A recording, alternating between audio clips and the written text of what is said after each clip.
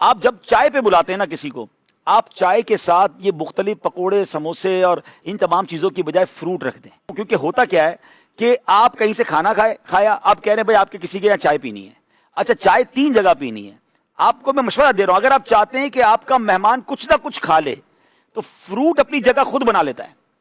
پیٹ بھرا ہوا بھی ہے نا، فروٹ اپنی جگہ بنا لے گا، باقی اگر اس کا پیٹ بھرا ہوا وہ آپ کی کوئی چیز نہیں کھائے گا تو آپ کو بھی لگے گا اتنی تیاری کی، تو بیسٹ یہ ہے کہ آپ بھی آرگینک دعوت کرنا شروع کر دیں نا، کہ آپ کسی کو اپنے گھر، اچھا خرچہ آلموسٹ اتنا ہی ہو رہا ہے، آپ پتہ نہیں سموسے پکوڑے بیکری کی پتہ نہیں کتنی آئٹمز منگا رہے ہیں، آپ ایک ہی فروٹ کا تربوز، سبحان اللہ، میں تو نہیں سمجھتا تربوز کسی کو پسند نہ ہو، تربوز کا سیزن ہے، آپ تربوز رکھ دیں، پھر دیکھیں انشاءاللہ سبھی کھائیں گے، تو کوئی بھی فروٹ ہو جو بھی آپ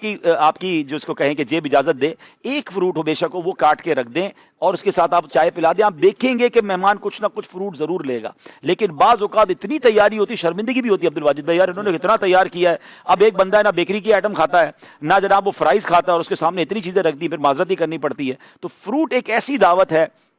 فروٹ ایک ایسا یوں سمجھے کہ ماشاءاللہ اور آرگینک ہے، پھر سنت کی نیت سے سبحان اللہ سے یوسف بھائی نے آج بتا دیا کہ کھجور اور تربوز ہی ساتھ رکھ دیں تو سنت کی نیت سے وہ مہمان بھی کھا لے گا اور آپ کا بھی کام پورا ہو جائے گا۔ آپ آنکھیں بند کر لیا کریں جب نبی پاک کی سنت کی بات آ جائے نا، اور سبحان اللہ میں تو پرسنلی بہت چیزوں کو اسٹڈی کرنے کے بعد اس نتیجے پر پہنچا ہوں کہ اللہ کریم نے جو بھی بنایا ہے، کھانے پینے کی جو چیز رب کی طرف سے ہے نا، اس میں کوئی نقصان ہی نہیں ہے، کسی بھی بندے کو نقصان نہیں ہوتا، یعنی اب سائنس اس بات پر بھی آگے کہ فروٹ بھی شوگر کے مریضوں کو ایک لمٹ تک کھائیں تو کوئی نقصان نہیں پہنچاتا، اس کا مطلب میرے رب نے جو بنایا ہے نا سبحان اللہ سبھی صحت کے لیے اچھا ہے، سبھی ہمارے لیے بہترین ہے، تو اس کو استعمال کریں، ہاں ہر چیز لمٹ کے اندر استعمال کرنی ہے۔ ایک صاحب مجھے ملے تو یہ بات میں نے بہت پہلے ایک زبردست بزنس مین تھے ان سے سیکھی تھی،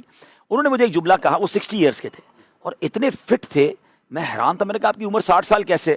تو انہوں نے کہا کہ میں پروسیس فوڈ کھاتا ہی نہیں ہوں۔ تو میں نے کہا کیسے؟ تو انہوں نے ایک جملہ کہا، کہتے ہیں عبدالحبیب بھائی جس کے گھر میں عورتیں یا خواتین فیملی جو ہے 8 گھنٹے کچن میں ہے نا، وہاں 80% بیماریاں ہیں،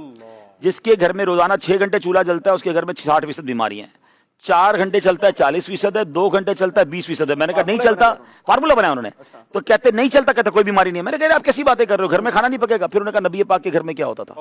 اچھا وہاں مجھے وہ حدیث یاد آ گئی کہ چولہا تو کئی دنوں تک نہیں چلتا تھا۔ اب یہ اسلامی بہنیں تو آج خوش ہو رہی ہوں گی کہ چلے ہمارے کچن کی چھٹی کروا رہے ہیں، لیکن یہ پورا دن جو کچن میں گھس کر بس پکوان ہی بن رہے ہیں، بنی جا رہے ہیں، تو یہ پروسیس کر کے ہم کیا کر رہے ہیں اپنے ساتھ؟ تو آرگینک فوڈ کی طرف آئیں اور پھر ہم نے نبی پاک کی سنت سے بھی جانا۔